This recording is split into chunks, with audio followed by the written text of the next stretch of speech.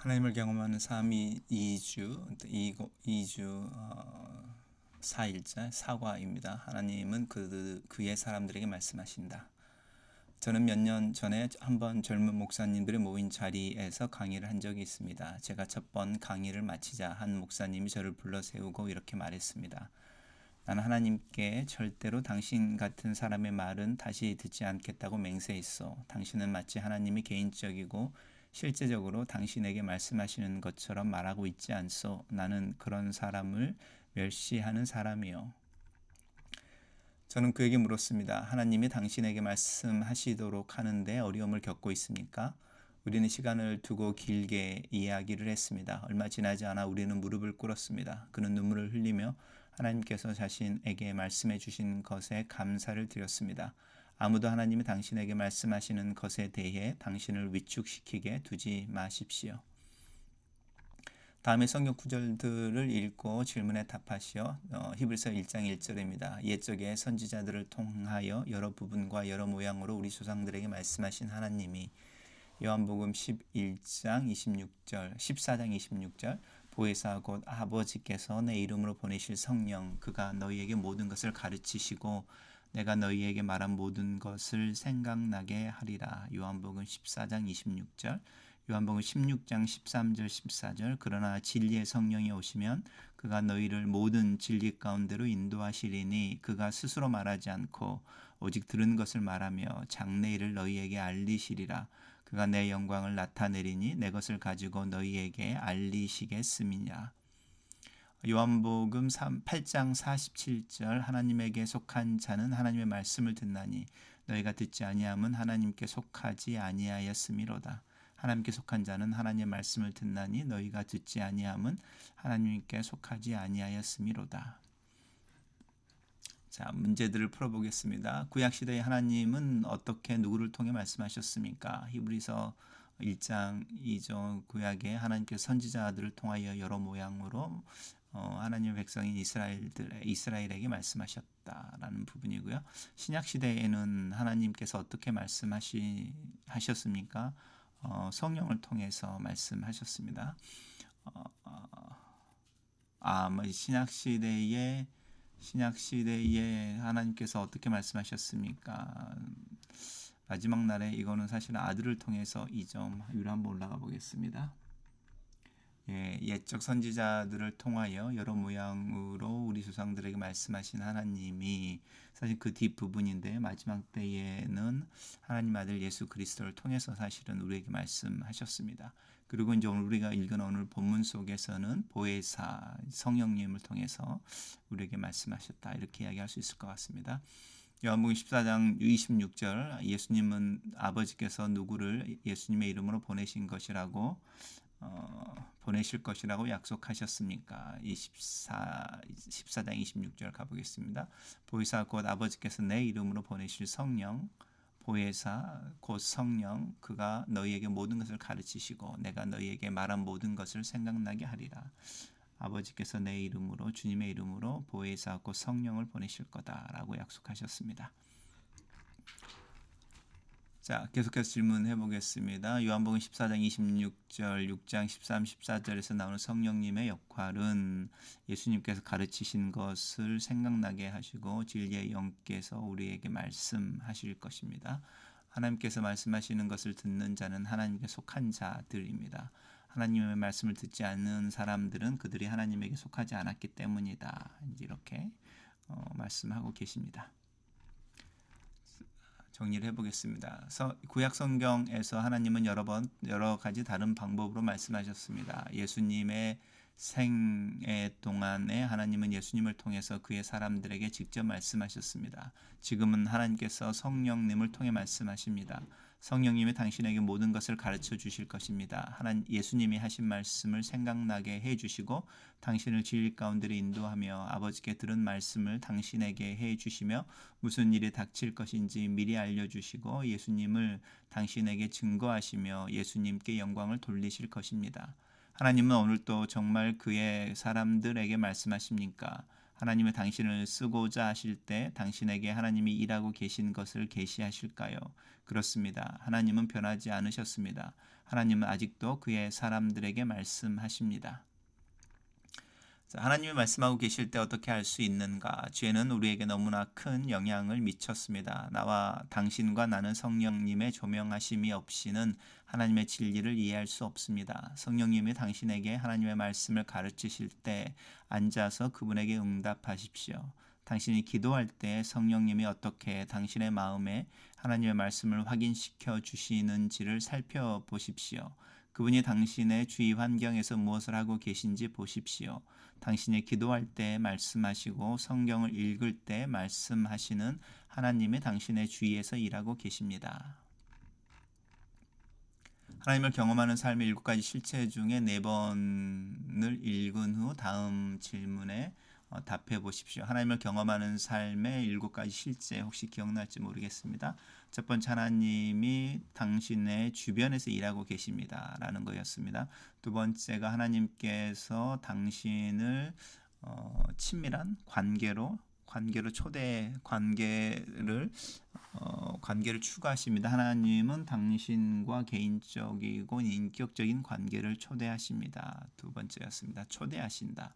세 번째는 하나님은 당신이 하나님의 일을 하도록 초대하신다, 초청하신다라고 하는 부분이었습니다. 그리고 네 번째가 하나님은 하나님 자신과 자신의 목적과 길을 보여주시기 위해 하나님의 목적과 하나님의 길을 보여주시기 위해 성령을 통해 기도와 말씀과 기도와 또 상황과 환경과 교회를 통해 당신에게 말씀하십니다. 이 네 번째 것. 네 번째 실제는 이제 하나님께서 하나님이 누구이신지 또 하나님이 뭘 원하시는지 목적이 무엇인지 또 무엇을 함께 일하기를 원하시는지를 성령님을 통해 말씀과 기도와 환경과 교회를 통해 내게 말씀하신다라고 하는 게 네 번째입니다.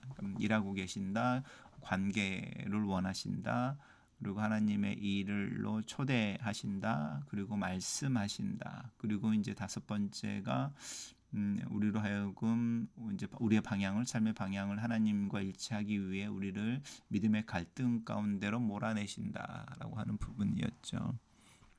그리고 이제 그 믿음의 갈등 가운데서 순종이나 또 결단을 요구하신다라고 하는 부분이었습니다. 그리고 이제 여섯 번째가 우리는 우리의 삶을 하나님의 우리가 알게 되는 하나님, 듣게 되는 하나님의 음성을 따라서 하나님의 그 목적, 일하심의 방향을 맞추기 위해 수정해야 한다. 그리고 일곱 번째가 그러면 우리는 하나님을 경험을 하게 될 것이다. 이렇게 나오는 부분이었습니다. 그래서 일하신다, 개인적인 관계를 추구하신다, 우리를 하나님의 일을 하도록 초청하신다, 그리고 말씀하신다, 그리고 우리를 믿음의 갈등 가운데 놓고 조정하게 하신다. 그렇죠? 그리고 우리는 조정해야 한다. 조정해야 한다. 그게 이제 조정해야 한다. 그리고 이제 경험하게 될 것이다. 하나님 예수님께서 승천하신 후 삼위일체 하나님 중 누가 하나님의 사람들에게 말하도록 보내심을 받았습니까? 성령님이죠. 하나님께서 말씀하시는 네 가지 방법은 말씀과 기도와 교회와 상황이다. 하나님이 말씀하실 때 무엇을 계시하십니까? 하나님은 하나님 자신이 누구이신지 또 하나님이 무슨 일을 하고 계시는지 그 목적에 대해서 또 우리가 어떤 일에 임발하기를 원하실지입니다. 자, 교제를 한번 읽어보겠습니다. 하나님 자신과 자신의 목적과 길을 계시하기 위해서 성령님에 의해 성경, 기도, 환경, 교회를 통해 말씀하십니다. 나중에 몇 과에 걸쳐서 하나님의 말씀하시는 방법에 대해서 배우기로 하겠습니다. 제가 어떤 공식을 줄 수는 없습니다. 그러나 이때가 하나님이 당신에게 말씀하시는 때라고 말해 줄 수는 있습니다. 저는 성경에서 말씀하고 계시는 또 말씀하고 있는 것을 당신과 나누고자 합니다. 성경의 증거가 당신에게 용기를 북돋아 줄 것입니다. 성경에서 하나님께서 어떤 사람에게 말씀하시고자 했을 때 그 사람은 그분이 하나님이신 것을 알았고 또 하나님이 무엇을 말씀하시는지를 알았습니다. 요한복음 10장 1절에서 4절 14절에서 예수님은 이렇게 말씀하셨습니다. 문으로 들어가는 이가 양의 목자다. 양은 그의 음성을 듣는다. 양들이 그의 음성을 아는 고로 따라간다. 나는 선한 목자라 내가 내 양을 알고 양도 나를 아는 것이. 자, 하나님의 음성을 아는 것의 열쇠는 어떤 공식이 아닙니다. 어떤 방법이라서 당신이 따를 수 있는 것도 아닙니다. 하나님의 음성을 아는 것은 친밀한 사랑의 관계에서 비롯됩니다. 이게 두 번째 영적인 삶, 하나님을 경험하는 삶의 실체였죠. 하나님은 우리를 당신과의 친밀한 사랑의 관계를 갖기를 원하신다. 그렇기 때문에 관계를 갖고 있지 못한 사람들은 하나님께서 말씀하시는 것을 듣지 못합니다. 당신은 하나님께서 어떻게 당신에게 독특하게 말씀하시는지 살펴보아야 합니다. 당신은 다른 어떤 것도 의지할 수 없습니다. 하나님만 또 의뢰해야 합니다. 하나님과의 관계가 무엇보다 또 중요합니다. 자, 다음의 문장 중 어떤 것이 당신에게 하나님의 음성을 알게 하는 방법을 가장 잘 설명하고 있습니까? A. 하나님이 기적적인 표적을 주시면 저는 하나님이 제게 말씀하셨음을 합니다. B. 하나님과의 친밀한 사랑의 관계에서 저는 하나님의 음성을 감지하게 됩니다. C. 올바른 공식을 배워서 그대로 하면 하나님의 음성을 들을 수 있습니다. D. 저는 성경을 펴서 제가 사용하고 싶은 구절을 뽑아 제 환경에 하나님의 말씀을 갖다 붙이고 하나님의 말씀이 임했다고 주장합니다. 가장 바람직한 것은 B. 하나님과의 친밀한 사랑의 관계에서 저는 하나님의 음성을 감지하게 됩니다.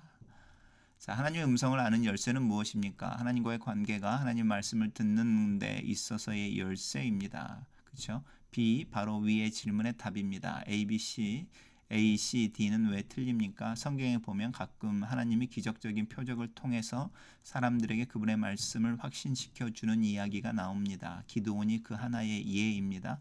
하나님께 표적을 구하는 것은 종종 불신앙의 증거가 됩니다. 서기관들과 바리새인들이 예수님께 표적을 구했을 때 예수님께서는 그들을 악하고 음란한 세대라고 저주하셨습니다. 그들은 너무도 자기중심적이었고 죄로 가득 찼기 때문에 하나님이 그들 중에 계신 것을 깨닫지도 못했습니다. 자, 올바른 공식도 올바른 방법은 아닙니다. 모세의 경우와 같이 불붙는 떨기나무를 본 사람이 또 있습니까? 한 사람도 없습니다. 하나님은 당신이 어떤 공식을 숙련공처럼 사용하는 것을 원하지 않으십니다. 그분은 당신과 친밀한 사랑의 관계를 갖기를 원하십니다. 하나님은 당신이 오직 그분만 의지하기를 바라십니다. 하나님의 음성을 듣는 것은 어떤 방법이나 공식에 달린 것이 아니라 하나님과의 관계 속에서 이루어지는 것입니다. 어떤 사람들은 왜 D가 틀렸을까 속으로 의아해할지도 모릅니다. 그들은 이렇게 물을 것입니다. 성경을 펴서 하나님의 말씀을 받을 수 없단 말인가? 물론 당신은 그럴 수 있습니다. 그러나 성령만이 당신이 처한 상황에서 하나님이 주시려고 하는 진리를 보여주실 수 있습니다. D가 얼마나 자기 중심적인지 살펴보십시오. 저는 성경을 펴서 제가 사용하고 싶은 구절을 뽑아 제 환경에 갖다 붙이고 아무리 환경이 당신의 생각과 일치하더라도 오직 하나님만이 당신의 환경에 필요한 말씀을 보여주실 수 있습니다. 자, 당신은 하나님 말씀을 받았다고 주장하는 것에 주의해야 할 필요가 있습니다. 하나님께 말씀을 받았다고 주장하는 것은 매우 심각한 문제입니다. 만일 당신이 하나님의 말씀을 받았다면 당신은 그것이 이루어질 때까지 계속 정진해야 합니다.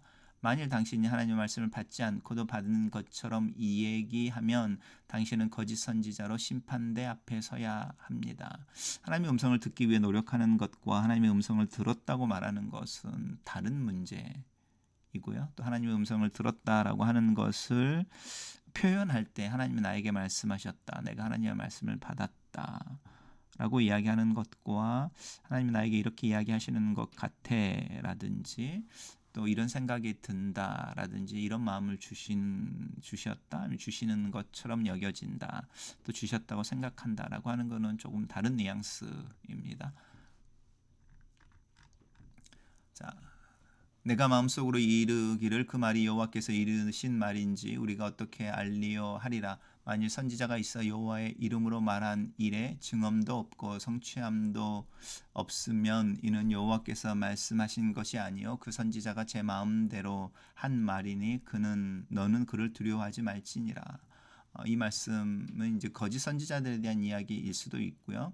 또 이제 어떤 사람들이 하나님의 이름으로 미래의 어떤 이야기들을 할 때에 그것에 대한 판정을 지금 할 수 없고 그것이 이루어진 다음에 할 수 있다라는 이야기이죠. 그래서 우리가 알고 있는 구약 성경에 있는 수많은 선지서들, 많은 선지서들은 선지자가 그때 활동했을 당시에 선포한 말씀들이 기록되어졌다기보다는 그들이 했던 메시지가 나중에 이제 성취되고 나서, 예를 들어서 예레미야 같은 경우에는 이제 그런 부분들이 훨씬 더 자주 나오니까 하나님께서 이제 말씀을 기록하게 하시기도 하고 또 그 말씀을 이렇게 듣기 싫어하는 사람을 불태워 버리기도 하고 그래서 다시 쓰는 경우도 있고 하지만 그것이 이제 예레미야서라고 하는 오늘날 우리가 가지고 있는 형태로 성경에 들어와 있을 때는 이스라엘이 멸망하고 하나님이 예레미야를 통해서 우리에게 경고하셨었구나. 그리고 예레미야의 말이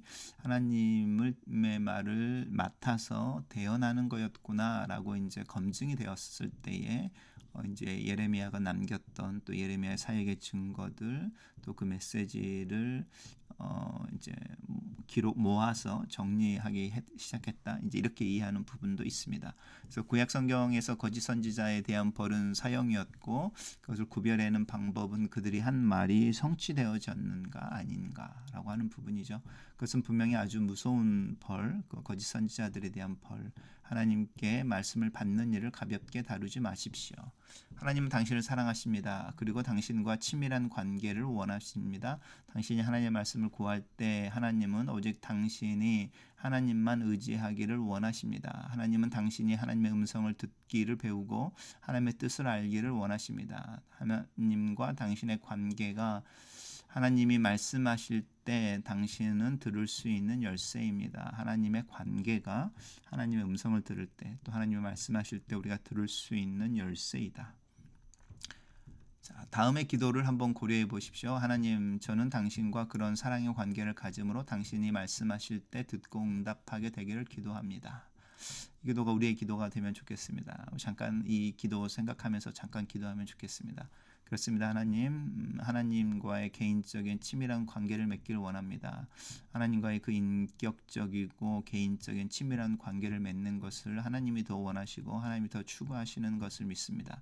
내가 아직 죄인 되었을 때 그리스도께서 죽으심으로 나를 향한 하나님의 사랑을 드러내셨던 것처럼 그 사랑을 힘입어 하나님이 원하시는 그 사랑의 관계에 들어가고 또 그 관계 안에서 하나님을 더 알기를 원합니다. 나로 하나님이 말씀하실 때 들을 줄 알게 하시고 또 그 들은 것을 또 깨닫고 또 이해할 수 있는 지혜와 총명을 더하여 주시옵소서. 성령을 의지하여 예수님의 이름으로 기도합니다. 아멘.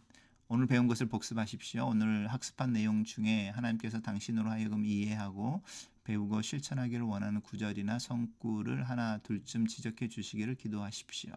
그리고 난 후에 아래의 질문에 답하십시오. 살아계신 하나님, 오늘 배운 내용을 돌이켜 볼 때에 하나님께서 내게 말씀하시는 문장 하나 또 성경 한 구절을 발견하길 원합니다. 나에게 말씀하시고 내 마음에 들어오는 것을 제가 알 수 있게 도와주시옵소서. 예수님 이름으로 기도합니다. 아멘.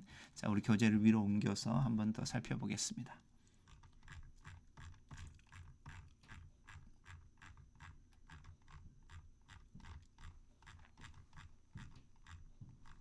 스크롤이 위로 올라갈 때마다 어지럽죠. 자, 쭉 한번 내려가 보겠습니다. 지금 나오는 성경 구절들이죠. 히브리서 1장 1절, 요한복음 14장 26절. 보혜사 곧 아버지께서 내 이름으로 보내실 성령이 그가 너희에게 모든 것을 가르치고 내가 너희에게 말한 모든 것을 생각나게 하리라. 이 말씀 저 마음속에 들어오고요. 특별히 하나님께 속한 자는 하나님 말씀을 듣나니 너희가 듣지 아니함은 하나님께 속하지 아니하였습니다. 이 말씀도 경고의 말씀으로 아침에 이제 교재를 공부하면서 제 마음속에 들어오는 것 같습니다. 하나님께 속한 자는 하나님의 말씀을 듣나니 너희가 듣지 아니함은 하나님께 속하지 아니하였음이로다.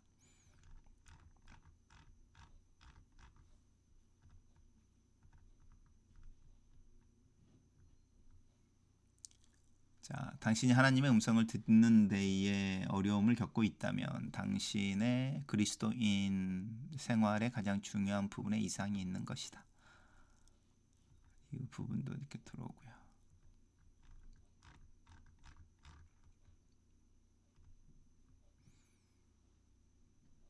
하나님은 하나님 자신과 자신의 목적과 길을 제시하기 위해 성령님에 의해 성경, 기도, 환경과 말씀, 교회를 통해 말씀하신다. 이 하나님을 경험하는 삶의 영적인 실체 네 번째도 마음에 눈에 이렇게 들어옵니다. 요한복음 10장의 말씀도요. 문으로 들어가는 이가 나는 양의 문이다 이렇게 말씀하시면서 들어오는 부분하고, 문으로 들어가는 이가 양의 목자이고 양은 그 음성을 듣고 목자의 음성을 아는 거로 그 목자를 따라간다. 나는 선한 목자라 내가 내 양을 알고 양도 나를 안다.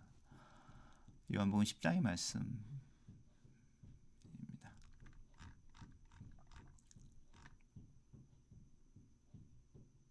하나님의 관계가 하나님의 말씀을 듣는 데 있어서 열쇠입니다.